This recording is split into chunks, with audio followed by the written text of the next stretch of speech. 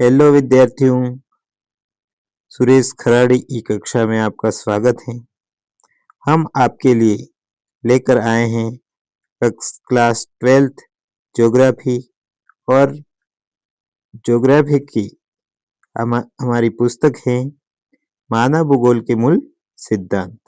तो हम पढ़ने वाले हैं इस चैनल के माध्यम से कक्षा 12 के का संपूर्ण कोर्स और उसके महत्वपूर्ण प्रश्न उत्तर करेंगे ताकि आपके बोर्ड की तैयारी विधिवत रूप से हो और अधिक से अधिक अंक प्राप्त कर सके। तो हम आज लेके आए हैं मानव भूगोल के मूल सिद्धांत पुस्तक का प्रथम अध्याय, और प्रथम अध्याय है मानव भूगोल की प्रकृति एवं विषय क्षेत्र। तो हम मानव भूगोल की प्रकृति और विषय क्षेत्र को समझने वाले हैं इस क्लास के माध्यम से, और उसके बाद धीरे धीरे हर पाठ सप्ताह में एक पाठ हम पूरा करते हुए आगे बढ़ते रहेंगे। तो विद्यार्थियों, बढ़ते हैं हम आगे। आज की क्लास को बढ़ाते हुए हमारा पहला अध्याय को शुरू करते हैं। तो हमारे पहले अध्याय में बहुत सारे भूगोलवेत्ता हुए हैं। उन्होंने मानव भूगोल की प्रमुख परिभाषाएं दी है। उसमें 3 विद्वानों के नाम महत्वपूर्ण हैं। तो इन विद्वानों के नाम आप याद रखें कि वो विद्वान कौन कौन से हैं जिन्होंने मानव भूगोल की परिभाषाएं दी हैं। तो इसमें सबसे पहले नाम आता है रेडजोल का। सबसे पहले किसका नाम आता है? रेडजोल का। तो आप देखेंगे कि रेडजोल हैं वो कहाँ के? रेडजोल की बात करें अपन तो रेडजोल जर्मन भूगोलवेत्ता है। मतलब ये जो भूगोलवेत्ता है वो आपको दिख रहा है, यहाँ लिखा हुआ है जर्मन भूगोलवेत्ता, यानी जर्मनी के। रेडजोल कहाँ के हैं? जर्मनी के। सीधा ही प्रश्न बन सकता है कि रेडजोल निवासी थे, कहाँ के थे? तो जर्मनी के थे। इनको आधुनिक मानव भूगोल के जनक के रूप में माना जाता है। प्रश्न सीधा ये आ सकता है कि आधुनिक मानव भूगोल के जनक कौन है? तो आधुनिक मानव भूगोल के जो जनक हैं वो कौन है? रेडजोल है। और इन्होंने भूगोल की परिभाषा दी है। भूगोल की परिभाषा किस रूप में दी है? तो ये कहते हैं कि मानव भूगोल मानव समाजों और धरातल के बीच संबंधों का संश्लेषित अध्ययन है। यानी इनका कहना है कि भूगोल, मानव भूगोल है वो क्या है? तो मानव भूगोल मानव समाज यानी मानव जाति के अलग अलग समाज है, तो उन सभी समाजों और धरातल के बीच अपने जमीन है उसके बीच में जो संबंध है उसी का संश्लेषित अध्ययन है। उसी को क्या मानते हैं? ये मानव भूगोल मानते हैं। तो रेडजोल ने जो मुख्य बल दिया है वो संश्लेषण पर विशेष जोर दिया है। किस पर दिया है? संश्लेषण पर। तो आपको याद रखनी है, ये परिभाषा याद कर लेनी है। अगली जो परिभाषा है हमारी वो है एनएलपी सैंपल। किसकी है? NLP sample. और ये कहाँ के विद्वान हैं? भूगोलवेत्ता हैं। तो अमेरिकी भूगोलवेत्ता हैं और रेडजोल की शिष्य है। मतलब एनएलसी सैंपल है वो भूगोलवेत्ता है, लेडीज भूगोलवेत्ता है, और ये कहाँ की है? तो अमेरिका की है। और किसकी शिष्य है? जो हमने पहली परिभाषा पढ़ी, रेडजोल। तो ये रेडजोल की कौन है? शिष्य है। मानव इन्होंने परिभाषा दी, वो किस रूप में दी? तो मानव भूगोल स्थिर पृथ्वी और क्रियाशील मानव के बीच संबंधों का अध्ययन है। ये कहते हैं कि मानव भूगोल है वो स्थिर पृथ्वी, अस्थिर पृथ्वी मतलब घूमती हुई पृथ्वी, और क्रियाशील मानव, और मानव भी पृथ्वी भी कैसी है? अस्थिर है, घूमती हुई है, और मानव भी क्रियाशील है, घूमता हुआ है, यानी पृथ्वी पर हलचल करता हुआ है। तो इन दोनों के बीच में जो संबंधों का अध्ययन है वो क्या कहलाता है? मानव भूगोल कहलाता है। तो इन्होंने जो मुख्य बल दिया है वो दिया है संबंधों के गत्यात्मकता पे। वो क्या कहते हैं? गत्यात्मकता मतलब गतिशीलता। तो एनएलसी सैंपल ने मुख्य रूप से संबंधों की गतिशीलता पर अधिक बल दिया है। अब बढ़ते हैं हम आगे। तीसरे हमारे जो विद्वान हैं वो है Paul Vidal de la Blache. नाम थोड़ा बड़ा है पर आपको इसको याद रखना है। ये कहाँ के हैं? तो ये फ्रांसीसी भूगोलवेत्ता हैं और ये संभववाद के जनक कहलाते हैं।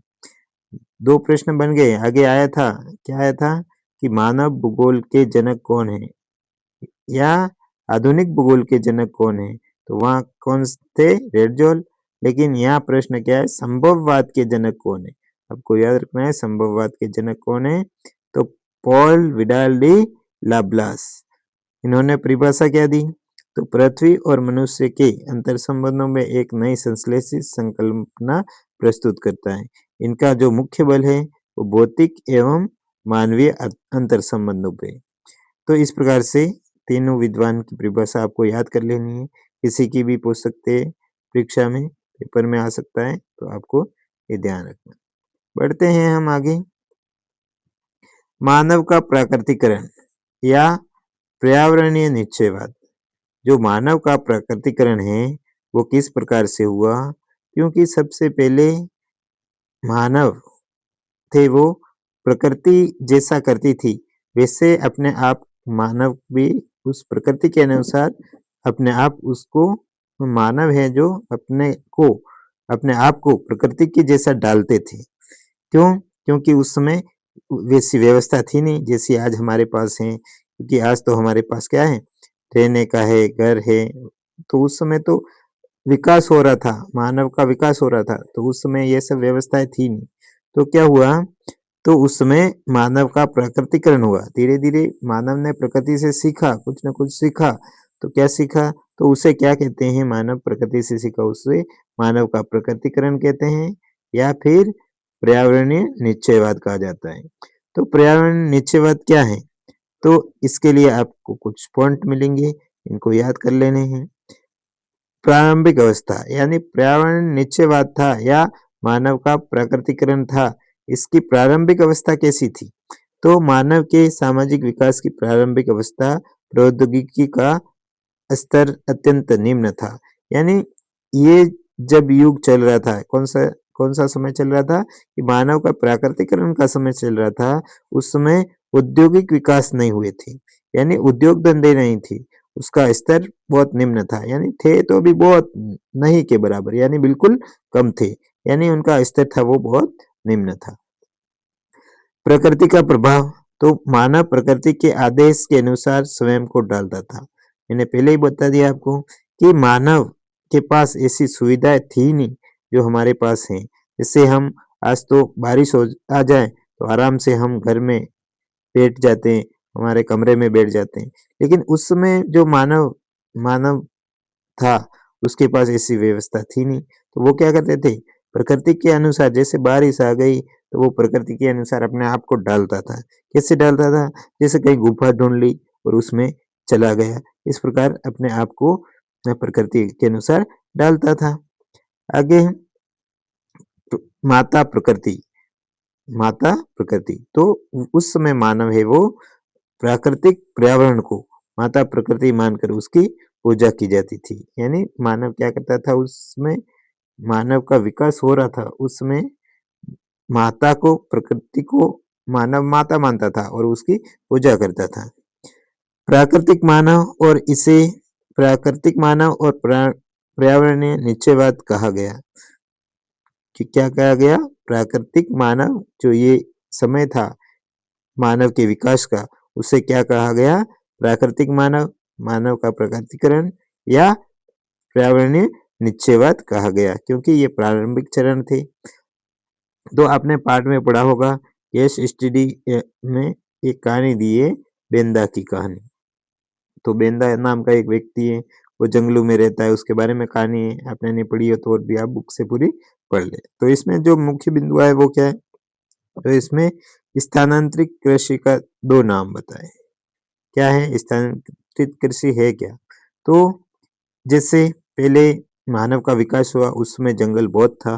तो बहुत जंगल होने के कारण वहाँ बहुत सारे पेड़ पौधे थे, और पेड़ पौधे थे तो उनको काट कर मनुष्य क्या करते थे? जला देते थे। और जला देते थे तो वहाँ क्या होता था? राख होती थी। और उस राख में वो राख थी, वो वन को जलाने के कारण उनकी राख से यानी मिट्टी उपजाऊ बनती थी, और उस उपजाऊपन में खेती करते थे और अगले साल वापस दूसरी जगह चले गए, दूसरी जगह वापस वन को काटा, जलाया और दूसरी जगह कृषि करते थे।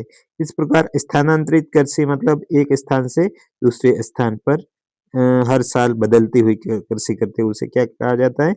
स्थानांतरित कृषि, ज़ूमिंग कृषि या पेंडा आदि के नाम से जाना जाता है। प्रकृति के प्रति श्रद्धा, तो उस समय लोग थे वो नदी से जल लाते समय वन की आत्मा लोई लुंगी को धन्यवाद देना, यानी सब प्रकृति को ही सब कुछ मानते थे लोग, प्रकृति की पूजा करते थे। जल लाने जाते तो भी उसका कोई वन की आत्मा, यानी वन में बहने वाली एक नदी थी लोई लुंगी, उसको क्या करते थे? धन्यवाद देते थे, क्योंकि उससे पानी लेते थे उससे, और उनको नदी को धन्यवाद देते थे।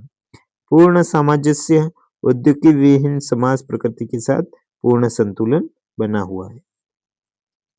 इस प्रकार से ये पहला चरण हुआ मानव विकास का, वो इस प्रकार से हुआ मानव का प्रकृतिकरण या पर्यावरणीय निश्चयवाद। इसको आपको अच्छी तरह से ये पॉइंट याद कर लेने हैं। बढ़ते हैं आगे। प्रकृति का मानवीकरण, पहले क्या था? मानव का प्रकृतिकरण, यानी मानव है वो प्रकृति के अनुसार चल रहा था। अब आगे दूसरा पॉइंट अपना आया, वो क्या आया? प्रकृति का मानवीकरण, उससे उल्टा हो गया। उसे क्या किस नाम से जाना जाने लगा? संभववाद के नाम से। तो उस जो अगला अगला चरण था प्रथम का, उसमें क्या था कि मानव था वो किसके अनुसार चलता था? प्रकृति के अनुसार। लेकिन अब धीरे धीरे क्या हुआ आगे जाके कि प्रकृति मानव के अनुसार चलने लगी। यानी अगली कहानी आपने पढ़ी होगी, ये केस स्टडी में केरी की कहानी, और ये कहाँ की है? ड्राइनहाइम नॉर्वे की, और इसमें गतिशील बर्फीले वातावरण के बारे में वर्णन किया गया है। तो ये कहानी आपने पाठ में पढ़ी होगी, नहीं पढ़ी है तो आप पढ़ लें। तो इसको दूसरा जो चरण था उसे क्या क्या नाम दिया कि मानव का प्रकृति का मानवीकरण या संभववाद। तो इसमें क्या हुआ? प्रौद्योगिकी का विकास हुआ और ज्ञान तकनीक विकास के साथ साथ मानव ने प्रकृति के नियम को समझता है। यानी अब मानव उस समय प्रथम चरण था मानव का प्रकृतिकरण। हाँ, तो मानव था वो प्रकृति के नियम को धीरे धीरे समझ समझने में इतना विकसित नहीं हुआ, लेकिन जब संभववाद का समय आया, प्रकृति का मानवीकरण का समय आया, उस समय क्या हुआ? धीरे धीरे प्रकृति के नियम को समझ गया। जैसे बारिश आई, बारिश के समय कहाँ रहना है वो सीख गया। उसके बाद ऐसे धीरे धीरे विकास होते रहे हर प्रकार के। तो एक तो आपको ये ध्यान रखना है कि अगले चरण में उसमें उद्योगों का विकास नहीं हुआ, लेकिन इस चरण में उद्योगों का विकास होने लग गया। अभाव से स्वतंत्रता, मानव अभाव की स्वतंत्रता और अवस्था की ओर बढ़ता है। यानी मानव धीरे धीरे अभाव से स्वतंत्रता, यानी कुछ मिलता नहीं था प्रथम चरण में, अब कुछ मिलने लगा, यानी अभाव की स्वतंत्रता से की अवस्था की ओर धीरे धीरे बढ़ रहा है। अवसरों का उपयोग, प्रकृति अवसर प्रदान करती है और मानव उसका उपयोग करके सांस्कृतिक भूदृश्य बनाता है। यानी प्रकृति हर समय अवसर प्रदान करती है, उनका फायदा लेता रहता है। उदाहरण, स्वास्थ्य विश्राम स्थल, विशाल नगर, खेत, समुद्री मार्ग, उपग्रह, इस प्रकार से धीरे धीरे निर्माण होने लगे और मानव धीरे धीरे आगे बढ़ता गया। कृत्रिम वातावरण, कांच के गुंबद के नीचे तापमान 23 डिग्री, कार्यालय और पौधे आदि का निर्माण धीरे धीरे होने लग गया और तकनीकी का उपयोग करने लगे, जैसे शक्तिशाली हीटर है, विशेष हिम टायर, कार और हवाई मार्ग और उष्णकटिबंधीय फल। इस प्रकार से इस काल में मानव प्रकृति का मानवीकरण या संभववाद के काल में क्या हुआ? धीरे धीरे विकास हो गया। बढ़ते हैं आगे। अगला जो समय आया वो क्या आया? नव निश्चयवाद, रुको और जाओ का निश्चयवाद। नव निश्चयवाद या रुको या जाओ का निश्चयवाद आया। अब इसमें क्या हुआ कि ये किसने दिया? ये जो था सिद्धांत नव निश्चयवाद या रुको और चाओ का सिद्धांत किसने दिया? तो इनका आपको नाम याद रखना है। इसके जो संपादक हैं वो कौन है? Griffith Taylor. कौन है? Griffith Taylor. और ग्रिफिथ टेलर ने सिद्धांत में क्या कहा कि ये सिद्धांत है वो ट्रैफिक लाइन के आधार पर है। ट्रैफिक लाइन में अपने 3 बत्तियां होती हैं, तो उसी प्रकार यह सिद्धांत भी 3 बत्तियों वाला या ट्रैफिक लाइन के समान कहा जाता है। क्यों? क्योंकि देखो, ट्रैफिक लाइन का नियम क्या होता है? लाल बत्ती क्या कहती है? रुको। पीली बत्ती क्या कहती है? तैयार हो जाओ। और हरी बत्ती क्या कहती है? जाओ। तो उसी प्रकार इनका ये नवनिश्चयवाद का सिद्धांत है। किसका? ग्रिफिथ टेलर का जो ये सिद्धांत है नवनिश्चयवाद का, वो भी यही कह रहा है कि रुको और जाओ। तो उसी इसलिए इसमें इसको किसके समान माना गया है? ट्रैफिक लाइन के समान। तो सीधा ही प्रश्न बन सकता है कि ट्रैफिक लाइन का सिद्धांत किसने दिया? तो वो किसने दिया? ग्रिफिथ टेलर ने। या फिर रुको और जाओ का सिद्धांत किसने दिया? तो भी उत्तर वही होगा। या फिर नवनिश्चयवाद का ऐसे भी आ सकता है। किसी भी प्रकार का प्रश्न आए तो आप कर सकोगे। इनका जो मार्ग था वो कैसा मार्ग कहा जाता है? मध्यम मार्ग। यानी अपन ने ऊपर 2 पढ़े थे। क्या-क्या? एक तो मानव का प्रकृतिकरण और दूसरा प्रकृति का मानवीकरण। तो उन दोनों मार्गों से ये जो माना जाता है नवनिश्चयवाद का मार्ग वो कैसा है? मध्यम मार्ग यानी मिडिल पाथ, बीच का मार्ग माना जाता है। यह विचारधारा पर्यावरण निश्चयवाद और संभववाद के बीच संतुलन बनाती है। मूल संदेश प्रकृति की सीमाओं का सम्मान करते हुए विकसित किया जा सकता है। प्रकृति अनुपालन करके ही उस पर विजय की जा सकती है। चेतावनी अंधाधुंध विकास, भूमंडलीय तापन, ओजोन परत और अवक्षण प्रदूषण जैसी समस्याएं उत्पन्न होती हैं। तो ये सिद्धांत कहता है कि आगे जाके हमें कैसी समस्या आ सकती है कि भूमंडलीय तापन मतलब भूमि का तापमान बहुत ही बढ़ जाएगा, ग्लोबल वार्मिंग की स्थिति बन जाएगी। और ओजोन परत हमारी जो ओजोन से आने वाली सूर्य से आने वाली पराबैंगनी किरणों से रक्षा करती है ओजोन परत, उसका छेद होने से हमारी जमीन का जो तापमान है वो बढ़ जाएगा। अवक्षय और प्रदूषण जैसी समस्या हो जाएगी। तो ये सब कौन कहता है? ये नियम कहता है। कौन सा? रुको जागो का निश्चयवाद या नवनिश्चयवाद। तो इसके संपादक आपको ध्यान रखने हैं और इन मुख्य बिंदु को याद कर लेना है। तो बढ़ते हैं हम आगे। अब मानव भूगोल की प्रमुख विचारधाराएं। तो मानव भूगोल की अलग अलग प्रकार की विचारधाराएं आई। तो कब कौन सी आई उसका थोड़ा समय भी आपको ध्यान रखना है और किस विचारधारा में क्या किया गया वो ध्यान रखना है। तो मानव भूगोल की जो विचारधारा आई वो आई 1970 के दशक में। और उसमें पहली जो विचारधारा थी वो क्या थी? कल्याणपरक या मानवतावादी। इसका मुख्य रूप से लोगों एवं सामाजिक कल्याण के विभिन्न पक्षों से था। मुख्य क्षेत्र आवासन, स्वास्थ्य और शिक्षा। तो कल्याणपरक और मानवतावादी जो विचारधारा है वो क्या कहती है? कि सामाजिक कल्याण की बात करती है। किसका? सामाजिक कल्याण का। उसमें उसमें भी क्या सामाजिक कल्याण में क्या क्या गिना? तो आवासन मतलब हाउसिंग यानी रहने की व्यवस्थाएं, और हेल्थ स्वास्थ्य, और शिक्षा। ये तीनों बातें किसमें की? कल्याणपरक या मानवतावादी विचारधारा ने। अमूलवादी, तो अमूलवादी को देने वाले रेडिकल थे। रेडिकल स्कूल के नाम से जाना जाता है। और निर्धनता, बंधन, सामाजिक असमानता की व्याख्या के लिए कार्ल मार्क्स ने सिद्धांतों का प्रयोग किया।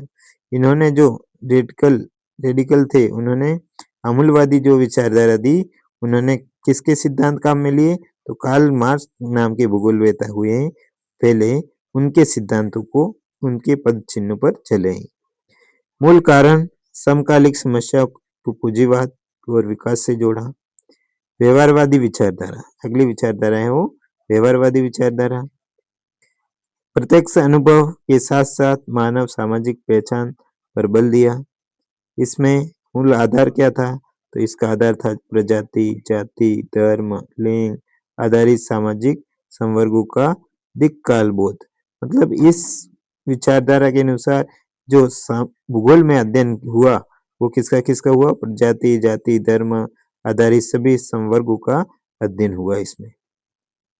इस प्रकार से ये विचारधाराएं हमने 3 पढ़ी। तो बढ़ते हैं आगे। मानव भूगोल के क्षेत्र और उपक्षेत्र। मानव भूगोल के कौन-कौन से क्षेत्र हैं और उपक्षेत्र कौन से हैं और सहयोगी अनुशासन यानी सहयोगी क्षेत्र कौन-कौन से हैं? तो मानव भूगोल के जो मुख्य क्षेत्र हैं वो है सामाजिक भूगोल। पहला भूगोल कौन सा है? सामाजिक भूगोल। और सामाजिक भूगोल में कौन-कौन से उपक्षेत्र आते हैं? तो इसमें व्यवहारवादी, सामाजिक कल्याण, अवकाश, सांस्कृतिक, लिंग, ऐतिहासिक और चिकित्सा भूगोल। और इसके सहयोगी और अनुशासन कौन-कौन से हैं? तो समाजशास्त्र, मनोविज्ञान, अर्थशास्त्र, मानव विज्ञान, इतिहास और महामारी विज्ञान। नगरीय भूगोल, तो नगरीय भूगोल में क्या-क्या आते हैं? तो नगरीय अध्ययन और नियोजन, और इधर भी नगरीय नियोजन और अध्ययन दोनों समान ही है, तो याद कर लें आप इस सारणी को। राजनीतिक भूगोल, निर्वाचन भूगोल और सैन्य भूगोल इसके उपक्षेत्र हैं। इसके राजनीतिक भूगोल के उपक्षेत्र निर्वाचन भूगोल और सैन्य भूगोल। और सहयोगी अनुशासन इसके हैं राजनीति विज्ञान और सैन्य विज्ञान। जनसंख्या और आवास, तो इसमें जनसंख्या भूगोल और आवास भूगोल। और इसके सहयोगी अनुशासन तो जननांकी और नगर ग्रामीण नियोजन। आर्थिक भूगोल, आर्थिक भूगोल में कृषि, उद्योग, विपणन, पर्यटन, अंतर्राष्ट्रीय व्यापार का भूगोल। वैसे इसके सहयोगी अनुशासन है वो कौन-कौन से? अर्थशास्त्र, व्यवसायिक अर्थशास्त्र, वाणिज्य, यात्रा प्रबंधन। तो इस प्रकार से इसके मुख्य स्रोत किसके? मुख्य क्षेत्र किसके? मानव भूगोल के क्षेत्र और उपक्षेत्र। तो मुख्य क्षेत्र ये रहे, ये वाले सब मुख्य क्षेत्र हैं और ये उपक्षेत्र हैं और ये इसके सहयोगी। तो आपको ये सारणी याद कर लेनी है। इसमें अबसद में कहीं से भी पूछ सकते हैं, जैसे इसमें 4 नाम दे दिए और एक इसमें से दे दिया, और फिर पूछ लें कि सामाजिक भूगोल का भाग कौन-सा नहीं है, तो ये दूसरा दे दिया, वो नहीं होगा, बाकी ये सब होंगे। इस प्रकार से इसमें प्रश्न बन सकते हैं कहीं से भी, तो ये सारणी आपको याद कर लेनी है। इसके बाद जो आता है हमारा बिंदु, वो है मानव भूगोल की वृहत अवस्थाएं और उपागम। तो मानव भूगोल की अलग-अलग अवस्थाएं और उपागम हुई, वो कौन-कौन से हैं? तो हम पढ़ लेते हैं। जो पहला उपागम हुआ वो कौन सा था? आरंभिक उपनिवेश का युग। ठीक है, तो पहला युग कौन सा हुआ? आरंभिक उपनिवेश का युग। और अन्वेषण और वितरण, इसमें जो मुख्य जोर दिया वो किस पर दिया? अन्वेषण और वितरण पर। साम्राज्य, व्यापारिक रुचियों द्वारा नए क्षेत्रों की खोज और विश्व ज्ञान कोशी वितरण। उत्तर इसके बाद हुआ उत्तर उपनिवेशीय युग। इसमें प्रादेशिक विश्लेषण हुआ और विश्लेषण, प्रादेशिक विश्लेषण, प्रदेश के सभी पक्षों का विस्तृत वर्णन, भागों की समझ और संपूर्ण पृथ्वी की समझ हुई। कौन से? उत्तर उपनिवेशीय युग। यानी ये युग क्या है कि जैसे जैसे भूगोल का विकास हुआ, तो प्रारंभिक विकास किस रूप में हुआ, उसके बाद उत्तर यानी उसके बाद आगे बढ़ा, उसके बाद किस प्रकार विकास हुआ, तो उसे ही कहते हैं उपनिवेशिक युग। तो इस युग के नाम रखना आरंभिक उपनिवेशिक युग, उत्तर उपनिवेशिक युग, उसके बाद है 1930 के दशक। तो 1930 का दशक आया, यानी 1930 के बाद का समय था वो इसमें गिना। विभेदन क्षेत्र, उसको नाम क्या दिया? दशक तो 1930 का है, लेकिन उसका नाम दिया वो है क्षेत्रीय विभेदन। इसमें क्या हुआ? तो एक प्रदेश व अन्य प्रदेशों में किस प्रकार और क्यों भिन्न है, इसकी विलक्षणता की पहचान। यानी भूगोलवेताओं ने क्या किया इस काल में कि अलग-अलग प्रदेश में गए, यानी जैसे अपने राजस्थान में कैसे लोग रहते हैं, कैसे व्यवहार करते हैं, उसका सबका अध्ययन कर लिया। फिर पंजाब में गए, वहाँ का कर लिया। फिर महाराष्ट्र में गए, वहाँ का कर लिया। इस प्रकार एक स्थान से दूसरे प्रदेश में, एक प्रदेश से दूसरे प्रदेश में जा जाकर वहाँ की विलक्षणता की पहचान की। अगला है 1950 से 1960 का दशक और स्थानिक संगठन। ये समय है और ये दशक उसका नाम है उस काल का, तो उसे कौन सा काल कहा जाता है? स्थानिक संगठन। कंप्यूटर सांख्यिकी का प्रयोग हुआ इस समय कब? 1950 से 60 के जो 10 वर्ष थे, इस समय में क्या हुआ? कंप्यूटर और सांख्यिकी का प्रयोग हुआ और मात्रात्मक क्रांति, मानचित्र, भौतिकी नियम का अनुप्रयोग, इस प्रकार का विकास हुआ। उसके बाद है अगला दशक है आया वो 1970 से 1990 उत्तर आधुनिकतावाद के नाम से जाना जाता है। इसमें मानवतावादी, रेडिकल, व्यवहारवादी विचारधारा के उदय हुआ और जो ये भूगोल होता है रेडिकल, उन्होंने अलग अलग प्रयोग किए और भूगोल के बारे में समझ विकसित की। फिर हमारा अगला बिंदु आता है, तो यहाँ पर हमारा आज का पाठ है, प्रथम पाठ, वो समाप्त होता है। इसमें अति महत्वपूर्ण बिंदु यानी मुख्य जो बिंदु है वो आपको रिवीजन के रूप में वापस दिए गए हैं। तो इसमें मानव भूगोल है वो क्या है?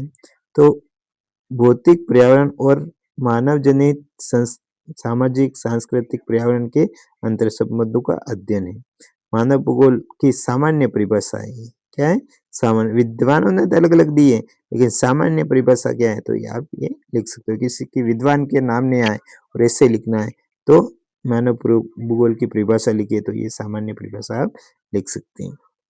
पर्यावरणीय निश्चयवाद, आदिम मानव की प्रकृति पूर्ण निर्भरता, माता प्रकृति को माता मानते थे, जैसे कि हमने पढ़ लिया किस काल में? पर्यावरणीय निश्चयवाद में। उसके बाद हमने पढ़ा था संभववाद। तो संभववाद में क्या हुआ था? तकनीक का विकास हुआ और मानव ने प्रकृति पर धीरे धीरे नियंत्रण कर लिया। इस समय इस काल में पर्यावरणीय निश्चयवाद में क्या था? पूरा नियंत्रण प्रकृति के हाथ में था, मानव छुपता उससे और माता मानता और उनकी सेवा करता, इस ऐसी कंडीशन थी। लेकिन संभववाद में क्या हुआ? तकनीकों का विकास हुआ और मानव ने क्या किया? तकनीकी पर नियंत्रण कर लिया। निश्चयवाद, तो ये ग्रिफिथ टेलन का सिद्धांत या रुको या जाओ का सिद्धांत भी कहते हैं और सतत विकास का सिद्धांत भी कहा जाता है। अब बोर्ड में आने लायक प्रश्न कौन कौन से हैं? तो आप इन प्रश्नों को अपनी कॉपी में लिख के इसका उत्तर ढूंढ के लिख सकते हैं। तो क्या है प्रश्न? मानव भूगोल को परिभाषित कीजिए और इनकी प्रमुख परिभाषाएं लिखिए। तो हम मानव भूगोल की सामान्य परिभाषा अभी मैंने बताई आपको लास्ट में, वो लिख सकते हैं और इसकी प्रमुख परिभाषाओं में आप 3 जो हमने प्रारंभ में परिभाषाएं पढ़ी वो इसका उत्तर हो जाएगी। अगला है पर्यावरणीय निश्चयवाद और संभववाद में अंतर। तो पर्यावरणीय निश्चयवाद में क्या था? तो पर्यावरणीय निश्चयवाद में था कि सब कुछ प्रकृति के हाथ में था। मानव को क्या करना पड़ता था? अपनी जैसी भी स्थिति बनी वहाँ अपना दिन गुजारने पड़ते थे। और संभववाद में क्या अंतर आया? तो संभववाद में फिर मानव का विकास हो गया धीरे धीरे और उसने उद्योगों का प्रारंभ कर लिया। तो जो भी संभववाद में पढ़े पॉइंट वो आप दोनों की तुलना करके लिख सकते हैं। ग्रिफिथ टेलर के नव निश्चयवाद सिद्धांत की व्याख्या कीजिए। तो ट्रैफिक लाइन की तरह सिद्धांत था इनका, तो वो वाले पॉइंट आपको इसमें लिखने हैं। 1970 के दशक में उदित मानव भूगोल की 3 विचारधाराओं का वर्णन कीजिए। तो हमने बहुत सारी विचारधाराएं पढ़ी अभी, तो उसमें आपको 3 विचारधाराओं का वर्णन करना है।